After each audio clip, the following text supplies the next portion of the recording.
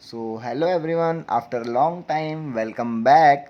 तो आज से हम स्टार्ट करने वाले हैं हमारी क्लास 12 की फिज़िकल एजुकेशन की यूनिट्स। तो सबसे पहली यूनिट जो है उसका नाम है मैनेजमेंट ऑफ स्पोर्टिंग इवेंट्स। तो आप लोगों को पता होगा, अभी तक पुराने लोग जितने भी यूट्यूबर्स हैं वो लोग सब इस यूनिट का नाम अभी भी प्लानिंग इन स्पोर्ट्स के नाम से जानते हैं। तो बल्कि इसका नाम चेंज होके क्या हो चुका है, मैनेजमेंट ऑफ स्पोर्टिंग इवेंट्स। तो आज हम इसके अंदर सारी चीज़ कवर करने वाले हैं और इसके सारे कंटेंट्स को कवर करने वाले हैं।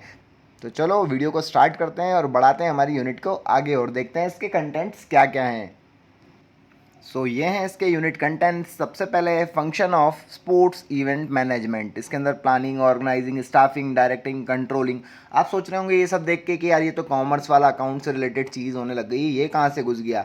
तो कोई बात नहीं, इसको भी समझेंगे। फिर उसके बाद है various committees and their responsibilities, क्या क्या होती है, फिक्सचर्स एंड देयर प्रोसीडिचर, और इंट्रामोनल एक्स्ट्रामोनल टूर्नामेंट्स क्या क्या होते हैं, कम्युनिटी स्पोर्ट्स प्रोग्राम। तो सबको डिफाइन में पढ़ने वाले हैं। तो आप लोग अब ये सोच रहे होंगे कि सर फिक्सचर्स और प्रोसीडिचर्स, जो नॉकआउट, लीग और साइक्लिक टेबुलर मेथड होती है, ये क्या होती है। तो आप लोगों को मैं बता देता हूँ कि इसके अंदर हम सिर्फ हमारा थ्योरी वाला टॉपिक कवर करने वाले हैं। हम यूनिट 1 के लिए नेक्स्ट कंटेंट और बनाने वाले हैं। नेक्स्ट एक वीडियो मैं अलग से बनाऊंगा जिसके अंदर मैं फिक्सचर्स तुम लोगों को समझाने वाला हूँ। तो उस वीडियो के थ्रू आप लोग फिक्सचर्स भी समझ जाएंगे। इस वीडियो में हम सिर्फ थ्योरी यूनिट कंटेंट्स को कवर करने वाले हैं। अब आप लोग ये सोच रहे होंगे कि यार ये यूनिट 1 जो है क्लास 12 की, इसमें से क्वेश्चन कितने मार्क्स का आता होगा। तो आप लोगों को मैं बता देता हूँ, ड्यूरिंग एग्जाम आप लोगों को इसमें से 5 मार्क्स का क्वेश्चन देखने को मिल सकता है। ये 5 से 10 मार्क्स का भी क्वेश्चन यहाँ से आ सकता है। तो ये यूनिट आपकी बहुत काम की है। तो चलो वीडियो को आगे बढ़ाते हैं। तो हमको देखने वाले हैं, हमारा पहला टॉपिक जो है वो है function of sports event management. अब आप सोच रहे होगे यार स्पोर्ट्स इवेंट्स क्या होते हैं। तो सबको पता है स्पोर्ट्स इवेंट क्या चीज़ होती है, इसको बताने की ज़रूरत नहीं है। पर हम ये सोचते हैं कि फंक्शंस क्या क्या होते हैं इसके। मेन चीज़, अगर आपको कोई सा स्पोर्ट्स इवेंट करवाना है तो इसमें आप लोगों को किस किस चीज़ों की हेल्प लगने वाली है। तो उसके अंदर आप लोगों को सबसे पहले कोई सी भी चीज़ करने के लिए प्लान करना पड़ता है, फिर उसको डायरेक्ट करना पड़ता है, स्टाफिंग करनी पड़ती है, अच्छा सा अच्छे लोगों को काम पे लगाना पड़ेगा आप लोगों को, फिर ऑर्गेनाइज करना पड़ेगा बहुत अच्छी तरीके से, और ओवरऑल इसको कंट्रोल करना पड़ता है। तो ये जो 5 कंटेंट्स हैं, 5 जो टॉपिक हैं, ये बहुत इंपॉर्टेंट है किसी भी चीज़ या स्पोर्ट्स इवेंट को सक्सेस बनाने के लिए। तो आप लोगों को जैसा कि यहाँ पे दिख रहा होगा। देन हमारा नेक्स्ट टॉपिक आ जाता है प्लानिंग। तो सबसे पहले अंदर प्लानिंग को समझना है। तो प्लानिंग होती क्या चीज़ है यार भली। प्लानिंग हमको यहाँ पर कॉमर्स की लैंग्वेज में नहीं समझाना है। यहाँ कॉमर्स के लोग जज्बाती हो गए होंगे, सबको पता है कि यार प्लानिंग तो हमारे लिए बहुत ईजी हो जाएगा। तो प्लानिंग यहाँ पर क्या होता है, प्लानिंग हमको स्पोर्ट्स वे में समझाना है, फिजिकल एजुकेशन की लैंग्वेज में समझाना है। सपोज यार कोई सा भी स्पोर्ट्स टूर्नामेंट हो रहा है या स्पोर्ट्स इवेंट हो रहा है, तो उसके लिए पहले से कुछ प्री डिसाइडेड करना पड़ता है, उसको हम प्लानिंग बोलते हैं। फॉर एग्जाम्पल इसमें क्या लिखा है, planning is a forethought. Planning is an intellectual process of thinking in advance about the setting of goal and developing strategies which are required to attain the goal efficiently। देखो यहाँ पे भी same समझाने की गई है। प्लानिंग एक फोरथॉट और इंटेलेक्चुअल प्रोसेस है जो कि हम पहले से सोचते हैं ताकि हम हमारे गोल को जल्दी से पा सकें। तो आप लोगों को ये समझ में आ गया होगा। फॉर एग्जाम्पल सपोज आपको उससे मिलने जाना है, तो उससे मिलने जाने के लिए आपको पहले से दिमाग के सोचना पड़ेगा, है ना, कि यार उससे मिलने के जाना है तो मेरे को पहले से फ़ोन करना है या बात करके रखनी है ताकि मेरे को वहाँ पे जाते से डायरेक्टली उसके पापा का सामना नहीं हो जाए। और अगर पापा का सामना हो जाएगा तो फिर क्या होने वाला है आप लोगों को पता ही है, मैं आपका जीना हराम कर दूंगा। फिर आपका नेक्स्ट टॉपिक दे रखा है ऑर्गेनाइजिंग। ऑर्गेनाइजिंग क्या चीज़ होती होगी। तो ऑर्गेनाइजिंग क्या है भैया, किसी भी स्पोर्ट्स इवेंट टूर्नामेंट को अगर हमको अच्छे से करवाना है ना, या अच्छे से उसको गोल को अचीव करना है, उसको प्रॉपर वे में करना है, तो हमारे पास हमको वेल ऑर्गेनाइज होना पड़ेगा। हमको क्या करना पड़ेगा, सारे रिसोर्सेस या कुछ भी चीज़ उससे रिलेटेड, स्पोर्ट्स से रिलेटेड लग रही होगी तो हमको उसको पहले से ऑर्गेनाइज या रिसोर्सेज को अवेलेबल करना होगा ताकि हम हमारे डिस्टिंग्विश गोल को अचीव कर पाएँ या हम हमारे रिक्वायर्ड प्लान को प्रॉपर वे में कर पाएँ। तो आप लोगों को ऑर्गेनाइज समझ में आ रहा होगा। फॉर एग्जांपल यार किसी की बात नहीं करते हैं, अपन बात कर लेते हैं कि यार आपके उसका बर्थडे है, तो आप बर्थडे बनाने गए हो और आपके पास केक ही नहीं है, तो फिर कैसा होगा। इसीलिए आपको प्रॉपर ऑर्गेनाइज करना पड़ता है, ठीक है। ये डेफिनेशंस मैंने बिल्कुल इजी वे में अपने वे में लिख दी है, आप लोग इसको पढ़ लेना अच्छे से, आप लोगों को बिल्कुल क्लियर हो जाएगा। इसके बाद आ जाता है स्टाफिंग। तो ये बहुत ही इंपॉर्टेंट रोल है इसका स्टाफिंग का यहाँ पर, क्योंकि आप कोई सा भी स्पोर्ट्स इवेंट करा रहे हो या स्पोर्ट्स टूर्नामेंट करवा रहे हो तो आप लोगों को सबसे पहले क्या करना पड़ेगा, एक स्टाफिंग करनी पड़ेगी, है ना, या उसके लिए आपको एक कमेटी बनानी पड़ेगी, स्पोर्ट्स कमेटी बनानी पड़ेगी, ताकि आपके आपके गोल को अचीव कर पाओ। मतलब स्पोर्ट्स टूर्नामेंट के लिए आपको हर एक व्यक्ति को पर्टिकुलर रोल देना पड़ेगा। और रोल किस व्यक्ति को दे सकते हो आप लोग, ताकि वो ऐसे व्यक्ति को रोल दे सकते हो जो कि उस काम में माहिर हो या मतलब प्रॉपर हो कोई किसी भी काम को करने के लिए, तो आप उसको वही टास्क दोगे जो उस काम को वो कर सकता हो। ठीक है, तो आप लोगों को ये समझ में आ रहा होगा। इसके अंदर डेफिनेशन में भी बिल्कुल सिंपल वे में समझाया गया है, जैसे कि मैंने अलग से लिखा है, इट रिफर टू आइडेंटिफाई की staff position and ensuring that the proper talent is serving. मतलब आपको समझ में आ रहा होगा क्या बोलना चाहता। तो यहाँ पर स्टाफिंग बहुत इंपॉर्टेंट होता है और इसीलिए ये मेन इंपॉर्टेंट टॉपिक होता है स्पोर्ट्स इवेंट मैनेजमेंट में। देन आ जाता है हमारा डायरेक्टिंग। तो डायरेक्टिंग से मतलब यहाँ पर डायरेक्टर अपॉइंट करने से, क्योंकि एक हमारी सारी जितनी भी स्पोर्ट्स इवेंट हम कराने वाले हैं उसके लिए हमको एक डायरेक्टर अपॉइंट करना होता है, जो कि सबका मेन बॉस होता है, सबको मालूम ही है डायरेक्टर के बारे में, और उसी के हाथ में सारे फाइनल डिसीजंस लेने की जिम्मेदारी होती है। वही टूर्नामेंट को ओवरऑल ऑर्गेनाइज करवाता है और ओवरऑल उसकी सब पर नज़र होती है। तो डायरेक्टर से आपको सब कुछ समझ में आ गया होगा कि डायरेक्टिंग का मतलब होता है निर्देश देना, और सबको वो मैनेज करके चलता है। तो आप लोगों को डायरेक्टिंग की भी डेफिनेशन में यहाँ पर बहुत ईजी तरीके से दी हुई है, तो आप लोग समझ लेना। देन नेक्स्ट आ जाता है हमारा कंट्रोलिंग। तो कंट्रोलिंग से भी समझ में आ रहा होगा, ये भी हमारी कंट्रोलिंग क्या होती है, ये भी हमारे डायरेक्टर साहब के पास ही होती है, जो कि इवेंट को डायरेक्ट कर रहा होता है, या हमारा सबसे ऊपर कमेटी का हाईएस्ट पोजीशन पे होता है। तो कंट्रोलिंग भी वही करता है, सारे इंपॉर्टेंट डिसीजंस भी वही लेता है, और ओवरऑल टूर्नामेंट जैसा चल रहा है, कुछ सही चल रहा है या कुछ गलत चल रहा है, तो उससे रिलेटेड डिसीजन को लेके कंट्रोल करके टूर्नामेंट को प्रॉपर वे में चलाने का काम कंट्रोलिंग डायरेक्टर के पास होता है। तो आप लोगों को ये समझ में आ रही होगी, है ना, सारी चीज़ें मॉनिटर कर पाए, एक्सेस कर पाए, या सारी चीज़ों को अच्छे से मेजर करके कंट्रोल कर पाए। ठीक है, आप लोगों को कंट्रोलिंग समझ में आ रही होगी। ठीक है, और आप लोगों को मैं बता देता हूँ, इसके अंदर आप लोगों को फाइनली बहुत सारी चीज़ें लिख के नहीं आनी है, सिर्फ ये एक नंबर दो नंबर की आने वाली है। आप लोगों को सिर्फ डेफिनेशन लिख के आनी है, क्योंकि बुक के अंदर तो बहुत टफ लैंग्वेज दी होती है। तो आप लोग सिर्फ नॉर्मल सी एक दो लाइन की डेफिनेशंस लिख के आना। ओवरऑल अगर आपको 5 नंबर में क्वेश्चन पूछा जाता है तो आप लोगों को ये पूरी 5 डेफिनेशन एक साथ लिख के आनी है, और आप लोगों को फुल ऑन फुल मार्क्स मिलने वाले हैं। एंड देन अगर आपके स्कूल के टीचर आप लोगों को बोलते हैं कि यार बुकिश लैंग्वेज लिख के आनी है, तो उनको कहना नमस्कार, हम तो नहीं करने वाले, हमको रटने वाला काम ही नहीं करना है, हमको प्रैक्टिकल लिखना है, जैसा कि मैं पढ़ाता हूँ। मुफ्ती साहब जी, बहुत नाजुक सूरत हाल है। जी। देन नेक्स्ट हमको दे रखा है कमिटीज़ एंड देयर रिस्पॉन्सिबिलिटीज़। ये हमारा कंटेंट है, तो हम आइए समझते हैं कमिटीज़ क्या होती है। तो सबसे पहले आप लोगों को पता होना चाहिए कि कमिटीज़ होती क्या है। देखो यार, कोई सा भी इवेंट करवा रहे हो या टूर्नामेंट करवा रहे हो तो उसके लिए आप लोगों को कमिटी बनानी पड़ती है। तो उसके अंदर सबसे पहले कौन होता है, सबसे बड़ा होता है एडमिनिस्ट्रेटिव डायरेक्टर, जैसा कि मैंने आप लोगों को बताया ही था। फिर होता है एग्जीक्यूटिव कमिटी, फिर होती है ऑर्गेनाइजिंग कमिटी, और इसके अंदर बहुत सारी छोटी छोटी सब कमिटीज़ होती है। यार सबको पता है कि ये काम सिर्फ स्टाफिंग के थ्रू हो सकता है। आप लोगों को पता है जिसके अंदर जोन सी एक्सपर्टीज़ होगी उसको वही काम दिया जाता है। जैसे कि इसके अंदर बहुत सारी कमिटीज़ दे रखी है, boarding and lodging committee, transportation committee, reception committee, है ना, publicity committee, decoration committee, ground committee, announcement committee, ऐसी बहुत सारी कमिटीज़ है। आप अपने मन से नाम लिख सकते हो आप लोग। ठीक है, आप लोगों को पता होना चाहिए ये सब चीज़ें कि, और इन लोगों का काम क्या होता है ये भी आप लोगों को पता होना चाहिए। ठीक है, आप लोग इसके अंदर मन से लिख के आना, फालतू की चीज़ रटने की ज़रूरत नहीं है कि कमिटीज़ क्या होती है और इसके क्या क्या रिस्पॉन्सिबिलिटीज़ होती है। तो आप लोगों को मन से लिखना है। ठीक है, मेरा तो यही मानना है।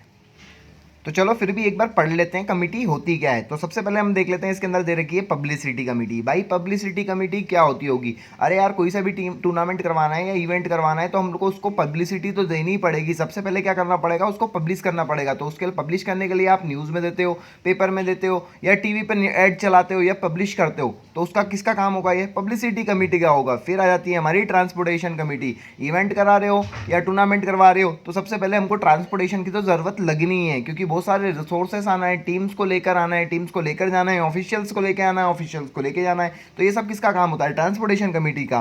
फिर उसके बाद आ जाते हैं decoration and ceremony committee. Decoration और सेरेमनी कमेटी का काम क्या होता होगा भैया, कि यार टूर्नामेंट को किस तरीके से डेकोरेट करना है ना, कहाँ कहाँ पे कौन कौन सी चीज़ें या बोर्डिंग लगानी है आप लोगों को, ये सब चीज़ें डेकोरेशन कमेटी का काम होता है। सेरेमनी स्टार्टिंग करते समय हमको किसको बुलाना है, सलमान खान को बुलाना है, शाहरुख खान को बुलाना है, किसको बुलाना है, वो सब डेकोरेशन एंड सेरेमनी कमेटी देखती है। फिर आ जाती है कमिटी फॉर ऑफिशियल, मतलब ऑफिशियल से रिलेटेड होता है यहाँ पे, रेफरी, स्कोरर्स, उन लोगों के लिए कमेटी बनाई जाती है ताकि उनके काम पर वो ध्यान रख सके, है ना, कि उनका काम कैसा चल रहा है, या कोई ऑफिशियल नहीं आया तो उसकी जगह रिप्लेस करना किसी और को। देन आ जाती है अनाउंसमेंट कमेटी। अनाउंसमेंट कमेटी का काम क्या होता है कि यार टूर्नामेंट से रिलेटेड कुछ भी चीज़ हो रही है, कुछ भी चीज़ का अनाउंसमेंट करना है, at any how, at any time, कुछ भी चीज़ का अनाउंसमेंट करना है तो वो अनाउंसमेंट कमेटी का काम होता है। फिर आ जाती है first aid committee. First aid committee में कौन कौन होता होगा, तो इसमें मेडिकल डिपार्टमेंट के लोग बैठते हैं। भैया आपको मालूम होना चाहिए फर्स्ट एड का मतलब भी मेडिकल होता है, ठीक है, कि यार किसी प्लेयर को इंजरी हो जाती है, लग जाती है, तो उसको बचाने का काम कौन करता है, तो वो करती है first aid committee.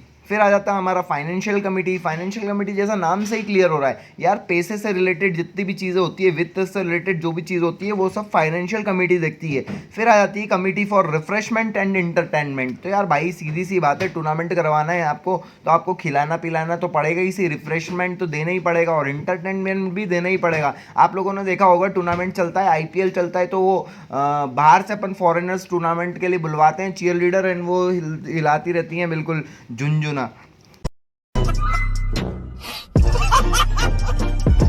So overall इस तरीके की कुछ कमिटीज़ होती है, आप लोगों को मन से लिख के आना है। देन बात आ जाती है रिस्पॉन्सिबिलिटीज़ की। तो यार देखो रिस्पॉन्सिबिलिटीज़ 3 प्रकार की होती है टूर्नामेंट करवाने से पहले। पहले होती है एक पहले से, मतलब प्री रिस्पॉन्सिबिलिटीज़ क्या होती है टूर्नामेंट की।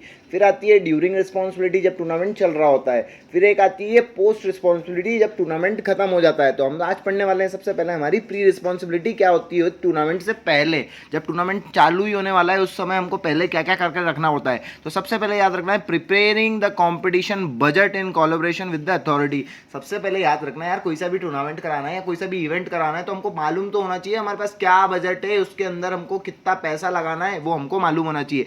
सेकंड दे रखा है preparing schedule for competition. Obvious सी बात है यहाँ पर हमको पूरा शेड्यूल बना के रखना पड़ेगा कंपटीशन से रिलेटेड कि यार कब कौन सा मैच करवाने वाले हैं। फिर आता है हमारे पास getting information about the field sports equipments. हमारे पास सारे स्पोर्ट्स इक्विपमेंट्स हैं भी कि नहीं है उस चीज़ की इन्फॉर्मेशन हमारे पास पहले से होनी चाहिए। फॉर्मेशन ऑफ वेरियस सब कमिटीज़। अरे यार सीधी सी बात है, कमिटीज़ बनाना तो ज़रूरी है, स्टाफिंग करना तो ज़रूरी है। आप लोगों को तो मालूम ही है कि यार अगर हमने सही बंदे को सही जगह पर नहीं लगाया तो हमारी तो वारे नारे होने वाले।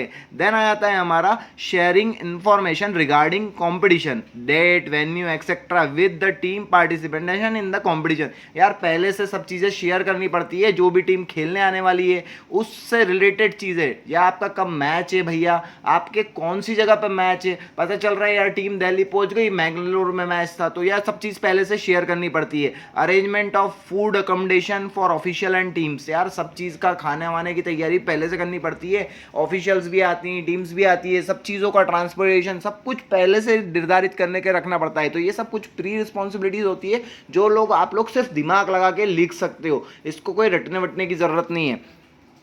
देन नेक्स्ट रिस्पॉन्सिबिलिटीज आती है ड्यूरिंग, मतलब मैच के दौरान आपकी कौन कौन सी रिस्पॉन्सिबिलिटीज होती है। तो वो लोग आप लोगों को क्या लिख के आना है बता रहा हूँ।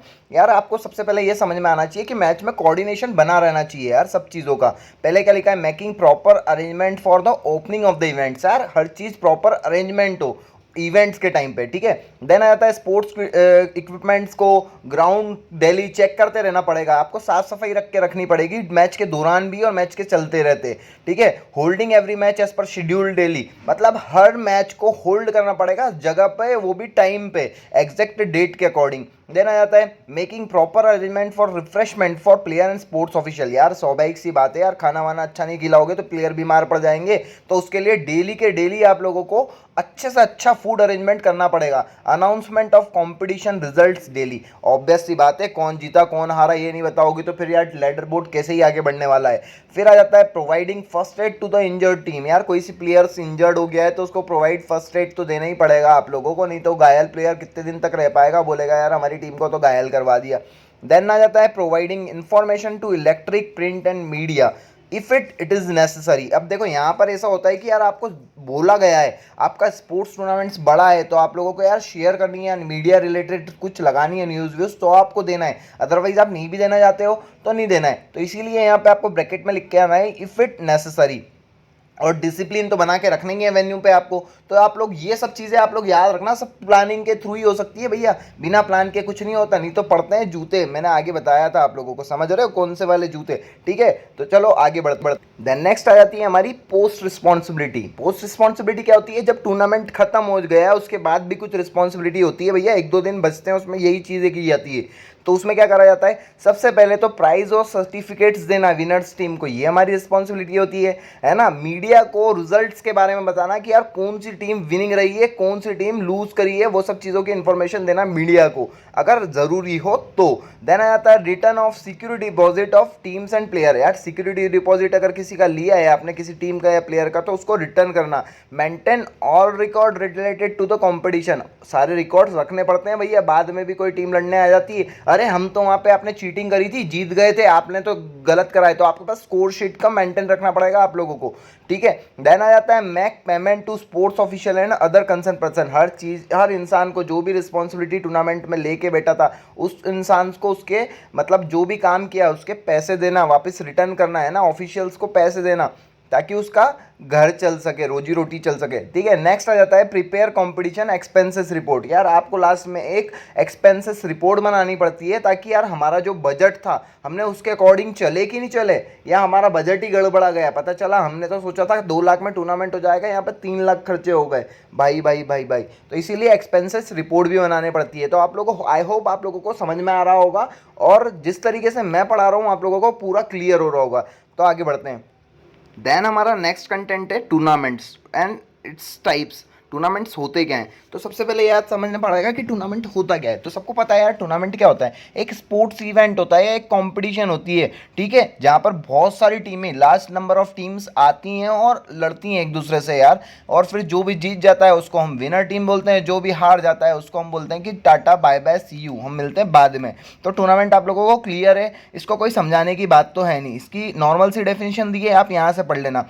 और दूसरी चीज़, टूर्नामेंट के अंदर क्या होता है, टूर्नामेंट के अंदर अलग अलग लेवल पे टूर्नामेंट होते हैं। जैसे कि सपोज कर लेते हैं कि यार डिस्ट्रिक्ट लेवल का टूर्नामेंट होता है, डिस्ट्रिक्ट लेवल पे होगा, डिवीजन लेवल का टूर्नामेंट डिवीजन लेवल पर होगा, फिर आ जाता है स्टेट लेवल का टूर्नामेंट स्टेट लेवल पर होगा, एंड फिर आ जाता है जोनल लेवल का टूर्नामेंट जोनल लेवल पे होगा, और फिर नेशनल लेवल का टूर्नामेंट नेशनल लेवल के हिसाब से होता है। और इंटरनेशनल की तो बात ही कुछ और होती है। जैसे कि आप लोग आईपीएल देखते हैं, या क्रिकेट का कोई सा बड़ा टूर्नामेंट देखते हैं, या फुटबॉल का फीफा देखते हैं, सब इंटरनेशनल टूर्नामेंट से आप लोगों को क्लियर हो रहा होगा। आपको टूर्नामेंट की डेफिनेशन पूछी जाती है तो ये लिख के आना है, 3 मार्क्स में पूछा जाता है तो जोनल, स्टेट लेवल, ये सब डिस्क्राइब कर देना आप लोग मन से, ब्ला ब्ला ब्ला ब्ला। ओके, फिर आ जाता है इंपॉर्टेंस ऑफ टूर्नामेंट। टूर्नामेंट का इंपॉर्टेंस क्या है? तो सबसे पहले आता है डेवलप वैल्यू, वैल्यू करवाना भैया, टूर्नामेंट की डेवलप करना, वैल्यू को डेवलप करना। ठीक है, फिर आ जाता है स्पोर्ट्स गेट पब्लिसिटी, पब्लिसिटी कराना, ऑब्वियस सी बात है, वो भी बहुत इंपॉर्टेंट है।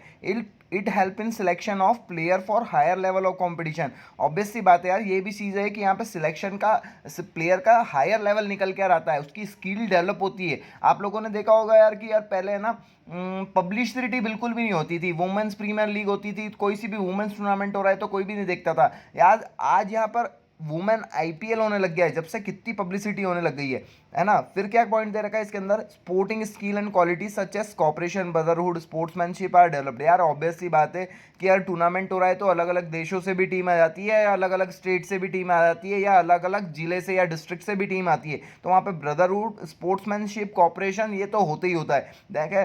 फिर आ जाता है develop a feeling of patriotism. Obvious सी बात है यार, अगर इंडिया पाकिस्तान का मैच हो रहा होगा तो कौन इंडिया को सपोर्ट नहीं करेगा, सारे के अंदर देशभक्ति आ जाती है, जय माता दी, कोई ऐसे उंगली कर रहा होता है, क्रॉस फिंगर कर रहा होता है, पर टीम को जिताने के लिए एक भावना होती है, स्पोर्ट्समैनशिप होती है, तो वो सब चीज़ें। और फिर ऑब्वियस सी बात है टूर्नामेंट का एक और चीज़ क्या होती है, motivate girls and boys to participate in sports. Obvious सी बात है कि हमारे देश में अभी भी थोड़ा सा यार गर्ल्स को प्रमोट नहीं किया जाता है कि कोई सी कंपटीशन में पार्ट लो या मत लो, है ना। तो मोटिवेट करना गर्ल्स को टूर्नामेंट में आगे बढ़ाने के लिए, या बॉयज़ को। ठीक है, provide popularity to player as well as the school.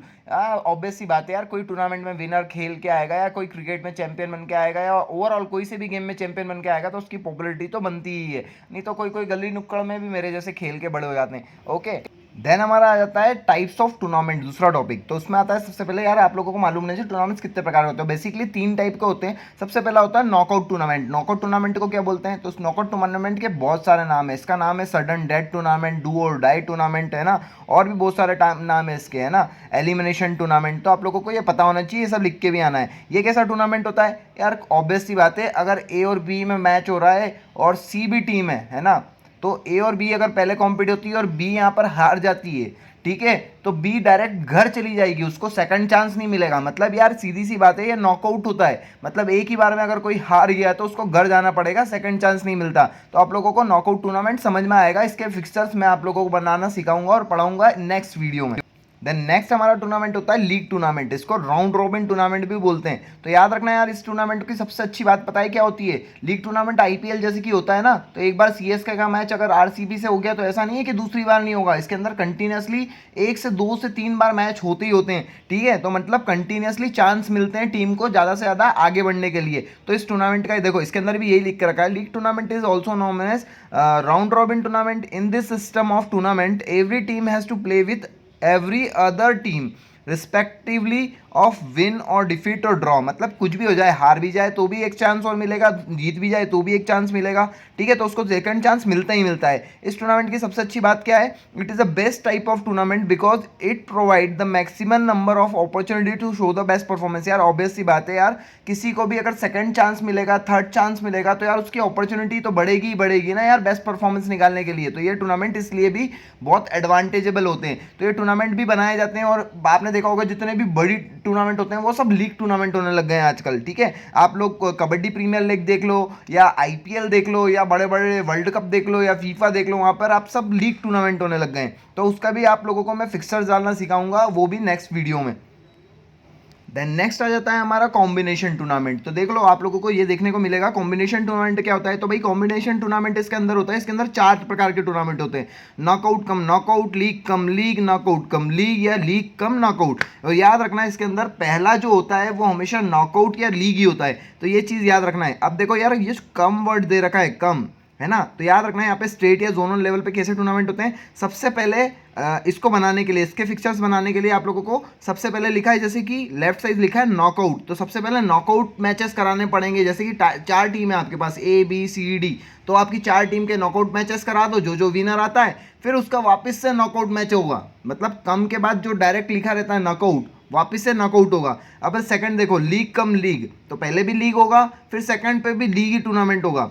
फिर यहाँ पर आता है नॉकआउट कम लीग, है ना। तो सबसे पहले आपको कम राइट साइड लिखा है ना जो लीग, वो सेकंड नंबर पे होगा। सबसे पहले लेफ्ट साइड पे लिखा है नॉकआउट, तो सबसे पहले आप लोगों को नॉकआउट टूर्नामेंट करवाना पड़ेगा। आफ्टर दैट जो भी विनर आता है आप लोगों को उसका लीग टूर्नामेंट करवाना पड़ेगा। फिर लिखा है लीग कम नॉकआउट। तो लीग कम नॉकआउट में क्या होता है? सबसे पहले आपको लीग टूर्नामेंट के आपके फिक्सचर्स बनाने, आफ्टर दैट आप लोगों को नॉकआउट टूर्नामेंट करवाना है जो भी विनर्स रहता है। तो आप लोगों को ये मैं सब फिक्सचर्स डालना सिखाऊंगा, तो इसके लिए आप बिल्कुल चिंता मत करो। आप लोगों को सिर्फ अभी यहाँ पे डेफिनेशंस लिख के आनी है। तो आप लोग अभी थ्योरी के लिए सिर्फ डेफिनेशंस याद कर लो कि यार what is the combination tournament होता क्या है, इट मीन्स होता क्या क्या है, ये कितने प्रकार के होते हैं। तो आप लोगों को ये क्लियर हो रहा होगा, आई थिंक आप लोगों को समझ में आ रहा है। देन नेक्स्ट हमारा टॉपिक है इंट्रामोरल और एक्स्ट्रामोरल क्या चीज़ होती है। तो आप लोगों को सबसे पहले समझना है इंट्रामोरल टूर्नामेंट्स क्या होते हैं या इंटरमोरल कॉम्पिटिशन्स क्या होती है। तो it is a type of competition और activity where players play within the wall of the institution, example inter class inter house competition. से यार ऑब्वियस सी बात है, जो भी 4 दीवारी के अंदर टूर्नामेंट होते हैं, या ऑब्वियस सी बात है कि यार प्लेयर्स बाहर जाके नहीं खेल रहे हैं। जैसे कि for example upon inter house activity करवा रहे हैं तो हमारे स्कूल के अंदर ही हो रही है, विद इन द वॉल हो रही है। या इंटर हाउस की जगह हम बोले कि यार इंटर क्लास टूर्नामेंट करवा रहे हैं तो वो भी स्कूल के अंदर ही हो रही है। या हमारा स्पोर्ट्स डे होता है तो वो भी स्कूल के अंदर ही होता है। ऐसा तो नहीं होता कि यार बाहर के स्कूल भी आके खेल रहे हैं, है ना। तो वो इंट्रामुरल एक्टिविटी होती है या इंट्रामुरल टूर्नामेंट होते हैं, वही लिख के आना है। इसके अंदर भी यही डेफिनेशन दी हुई है। इसके ऑब्जेक्टिव्स क्या होते हैं? To provide incentive, motivation and opportunity to learn various skill. Obvious सी बात है यार, नए नए प्लेयर को सोशल इंटरेक्ट करने को मिलता है, वेरियस स्किल सीखने को मिलती है। To develop sportsmanship among students, या स्पोर्ट्समैनशिप देखने को मिलती है स्टूडेंट्स में, है ना। एंड देन क्या लिखा है, to improve social interaction among students, या सोशल इंटरेक्शन भी होता है प्लेयर्स का। जब यार पूरा हाउस दिखता है एक साथ, या दूसरे हाउस के साथ भी आपका मैच हो रहा है, तो आप इंटरेक्ट होगे, एक दूसरे से बात करोगे, नहीं यार आज तो हम ही जीतेंगे, नहीं हमारा ही हाउस जीतेगा, यार इस बार तो येलो हाउस जीत ही नहीं सकता, और येलो हाउस जीत गया। देन हमारा आ जाता है एक्स्ट्रा मुरल टूर्नामेंट। एक्स्ट्रा मुरल टूर्नामेंट क्या होता है, this activity which are perform outside the wall of the institution और school, it means the student of 2 और more school participate in such competition. आपको डेफिनेशन से ही समझ में आ रहा होगा, मतलब विद इन द वॉल होता है इंटरनल, इंट्रामुरल होता है, और एक्स्ट्रा मुरल में मतलब आउटसाइड ऑफ द वॉल। मतलब यार आप कोई सी सहोदय कंपटीशन खेलने जा रहे हो, या कोई से SGFI खेलने जा रहे हो, है ना, या क्लस्टर खेलने जा रहे हो, तो वो सब क्या है, एक्स्ट्रा मुरल टूर्नामेंट है, क्योंकि वहाँ पर अलग अलग स्कूल के या अलग अलग स्टेट के टीम्स आ रही है, वहाँ पर एक्स्ट्रा मुरल टूर्नामेंट हो रहा है। ठीक है, तो आप लोगों को समझ में आ रहा होगा कि यार अपनी दीवार या इंस्टीट्यूशन के बाहर जाके कोई सी टीम के साथ खेलना, वो सब होता है एक्स्ट्रा मुरल टूर्नामेंट। इसके ऑब्जेक्टिव क्या होते हैं, तो improve the standard of the sports, obvious सी बात है, स्टैंडर्ड बढ़ता है स्पोर्ट्स का, आपको पता है लेवल भी बढ़ जाता है। To provide experience to the students, experience तो मिलता ही मिलता है, कोई सी भी चीज़ करे, कभी भी करे, इंटर हाउस करे या एक्स्ट्रा मुरल करे। टू डेवलप स्पोर्ट्समैनशिप, ये भी हमेशा होता है। To broaden the base of sports, हाँ यार ये चीज़ होती है कि कोई सी भी चीज़ ब्रॉड हो जाती है ना, उसका लेवल, स्पोर्ट्स का लेवल बढ़ता है। To expose the talent of the player, ये मोस्ट इंपॉर्टेंट लाइन लिखी हुई है कि यार टैलेंट, प्लेयर का टैलेंट जो रहता है वो एक्सपोज होता है, सबको पता चलता है कि यार ये तो बहुत ही ज़्यादा अच्छी रनिंग करता है, या बहुत ही अच्छा दौड़ता है, इसको तो अपने को नेशनल खिलाना चाहिए, स्टेट लेवल पे खिलाना चाहिए। ठीक है, वो स्कूल को भी पता चलता है स्कूल टूर्नामेंट्स में, ठीक है, कि कहीं प्लेयर बाहर जाके खेल रहा है, तो आप लोगों को एक्स्ट्रा मुरल भी क्लियर हो रहा होगा। सॉरी, यही सब चीज़ें आप लोगों को 1-2 नंबर के अंदर लिख के आनी है यार। कोई चीज़ बड़ी पूछ ली जाती है तो मन से लिख के आ जानी है बड़ी, उसमें कोई टेंशन लेने वाली बात नहीं है। और आप लोगों के अंदर कॉन्फिडेंस है, मेरे को तो पता ही है यार, आप लोगों को मालूम है, मेरे को मालूम है कि यार आपके अंदर जॉनी लीवर वाला कॉन्फिडेंस है। पीली सी नागिन निकाली, मुन्ना बटोला लगला।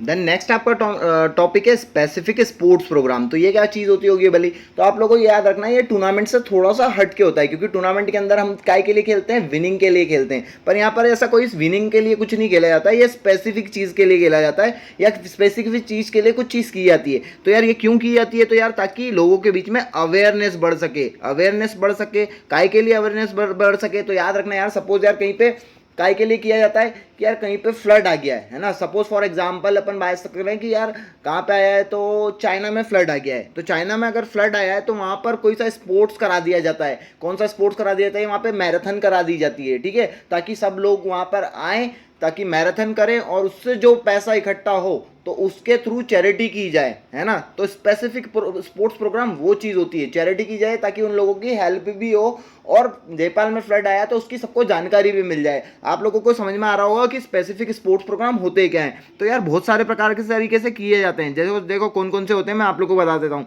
तो ये होता है run for one, health run, run for specific cause, run for unity, run for awareness, है ना। अवेयरनेस बढ़ाने के लिए ज़्यादातर किए जाते हैं ताकि लोगों को जहाँ की चीज़ें पता चल सके, ठीक है, आप लोगों को ये क्लियर हो रहा होगा। देन हम सबसे पहले पढ़ने वाले हैं स्पोर्ट्स डे। तो स्पोर्ट्स डे सबको मालूम है क्या होता है, हर स्कूल में स्पोर्ट्स डे होते हैं, अराउंड 1 वीक या 2 वीक के लिए हर स्कूल में होते हैं, जिसके अंदर सारे बच्चे inter house competition, inter school competition होती है, अलग अलग गेम्स में पार्टिसिपेट करते हैं। और वहाँ पर होता क्या है, तो आपको पता ही है कि यार हर गेम के लिए अलग अलग कंपटीशन की जाती है, और फिर हाउस वाइज विनर निकाले जाते हैं, और बच्चों को भी अपना कंपटीशन दिखाने का मौका मिलता है, अपनी स्किल्स दिखाने का मौका मिलता है। और अराउंड यार पढ़ाई से छूट कर, आप लोगों को पता ही है बहुत दिनों से पढ़ाई से जो लदे हुए रहते हैं बच्चों को, तो भी एक अच्छा सा फन मोमेंट मिल जाता है, एक एंजॉयमेंट मोमेंट मिल जाता है स्पोर्ट्स डे के थ्रू, है ना। और उनको स्किल्स दिखाने का भी मौका मिलता है अपनी, और सोशल इंटरेक्शन तो बढ़ता ही है, स्पोर्ट्समैनशिप बढ़ती ही है, ब्रदरहुड बढ़ता ही है। आप लोगों को ये सब चीज़ें लिख के आना है। एंड देन आ जाता है नेक्स्ट टॉपिक हमारा हेल्थ रन। मैं आप लोगों को डिफाइन नहीं कर रहा हूँ इन चीज़ों को, क्योंकि मेरे को टॉपिक वाइज बहुत बढ़ाना पड़ रहा है वीडियो को, तो मैं ऐसे ही समझा रहा हूँ, आप लोग मन से लिख के आना। हेल्थ रन क्या होता है, तो हेल्थ रन भी मैं समझा रहा हूँ आप लोगों को, हेल्थ रन होता क्या। तो हेल्थ रन एक ऐसा प्रकार का रन होता है, मतलब इसके अंदर एक मैराथन करा दी जाती है किसी भी पर्टिकुलर कंट्री के अंदर, या पूरी मतलब जहाँ पे हेल्थ से रिलेटेड लोग अपने आप के यहाँ पे बहुत सारे मैराथन को ज्वाइन करते हैं और दौड़ के बताते हैं या रनिंग करते हैं, और उसके थ्रू चैरिटी की जाती है, ताकि किसी एक पर्टिकुलर बेसिक चीज़ के लिए चैरिटी की जाती है और हेल्थ को प्रमोट किया जाता है ना, कि हम लोग फिट हैं और हमारी यूनिटी दिखाई जाती है, ब्रदरहुड, स्पोर्ट्समैनशिप दिखाई जाती है। ये आप लोगों को हेल्थ रन के अंदर लिख के आना है। एंड द इसको ऑर्गेनाइज कौन कराता है, तो इसको ऑर्गेनाइज कराता है हेल्थ एंड स्पोर्ट्स डिपार्टमेंट। ये तो लिख के आना है आप लोगों को, ठीक है। देन हमारा नेक्स्ट दे रखा है रन फॉर फन। तो रन फॉर फन और हेल्थ रन दोनों एक जैसे ही है। दोनों का मेन पर्पस क्या है कि लोग के बीच में अवेयरनेस बढ़ाई जा सके। अवेयरनेस किस बात की कि आप हेल्दी रहें, फिट रहें, है ना। और इससे भी सेम एज इट इज़ कहीं पे भी करवा दिया जाता है कि स्कूल में या कहीं पे भी ऐसी चीज़ पे जहाँ पे मैराथन कराया जाता है बिल्कुल फ़न के लिए। और इसमें भी कोई एज क्राइटेरिया नहीं होता है यार, बच्चे से लेके तो एडल्ट तक आप लोग इसके अंदर देखने को मिल जाएंगे। बूढ़े लोग भी आते हैं और फ़न के लिए दौड़ते हैं। तो ये दोनों सिमिलर चीज़ हैं। देन आ जाता है हमारा रन फॉर स्पेसिफिक कॉज। तो रन फॉर स्पेसिफिक कॉज बिल्कुल अलग चीज़ होती है, ये डिफरेंट चीज़ है। इसके अंदर क्या होता है, इसमें भी एक मैराथन कराई जाती है, पर मैराथन किसी पर्पस या अवेयरनेस के लिए की जाती है। सपोज यार कहीं पे मैंने जैसे आप लोगों को स्टार्टिंग में बताया था कि कहीं पर फ्लड आ गया है, तो वहाँ पर मैराथन कराई जाती है, सब लोग कंट्रीब्यूट करते हैं, कुछ पैसा इकट्ठा होता है और उसके थ्रू जहाँ पे फ्लड आई है वहाँ पे चैरिटी करते हैं, है ना, ताकि वहाँ के लोगों की हेल्प हो सके, उनकी नीड पूरी हो सके। तो ये स्पेसिफिक कॉज के लिए की जाती है, ये याद रखना, ये मेन इंपॉर्टेंट चीज़ है। फिर आ जाता है हमारा रन फॉर यूनिटी। तो रन फॉर यूनिटी कहाँ पे की जाती है, तो आप लोग याद रखना, रन फॉर यूनिटी ऐसा होता है कि यहाँ पर अमंगस्ट सारे स्टेट के लोग शामिल हो जाएं, या कहीं ऐसी कंट्री में हो जहाँ पे सारे कंट्री के लोग आ रहे हो और दौड़ रहे हो, क्या दिखा रहे हो कि यार हमारे अंदर ब्रदरहुडशिप है ना, हमारे यहाँ पेट्रोटिज्म की भावना है, हमारे यहाँ स्पोर्ट्समैनशिप है। यूनिटी के लिए दौड़ना मतलब, समझ रहे हो, यूनिटी के लिए दौड़ना मतलब है देशभक्ति वाली रिलेटेड चीज़ है। यूनिटी के लिए मैराथन करवाना, ताकि वहाँ पे भी और इसमें भी कुछ जो भी पैसा इकट्ठा होता है वो किसी चैरिटीज वाले ट्रस्ट को दे दिया जाता है, ताकि वहाँ के लोगों के लिए हेल्प हो सके यार। तो आप लोग समझ रहे हो, ठीक है। तो ये सब चीज़ें हैं। स्पेसिफिक स्पोर्ट्स प्रोग्राम है, इसके अंदर ये 5 टॉपिक लिख के आना है, मन से लिख के आना। मैं तो यही बोलूँगा आप लोगों को, और all the best. So hope so आप लोगों को ये यूनिट क्लियर हो गई होगी। इसका थियोरेटिकल जो पोर्शन है वो 5 नंबर का ही आने वाला है, और 5 नंबर आपको प्रैक्टिकल पोर्शन आने वाला है। तो आप लोगों को नेक्स्ट वीडियो में मैं आप लोगों को जो इसका प्रैक्टिकल पोर्शन है वो भी क्लियर कर दूंगा, है ना। मेरे पास कोई स्मार्ट बोर्ड तो है नहीं, तो मैं आपको फटाफट से क्लियर कर देता, इसीलिए मैंने इसके लिए अलग से नेक्स्ट वीडियो बनाई है, जिसमें मैं कॉपी और पेन के थ्रू आप लोगों को इसका फिक्सचर्स ड्रॉ करना समझा दूंगा। तो आप लोगों को अलग से समझ में आ जाएगा। और मैं तो आप लोगों को यही बोलूँगा कि पूरे यूनिट के अंदर आप मन से लिख के आएँ, है ना। कोई रटने की कोशिश मत करें, कोई दिमाग लगाने की कोशिश मत करें। आप ज़्यादा से ज़्यादा वीडियोस देखें मेरे, और लाइक करें, चैनल को सब्सक्राइब करें, और आप लोग यहीं से इसकी जो शॉर्ट डेफिनेशन है वो याद कर लें और लिख के आ जाएं। तो आप लोगों को पूरे फुल ऑन फुल मार्क्स मिलने वाले हैं।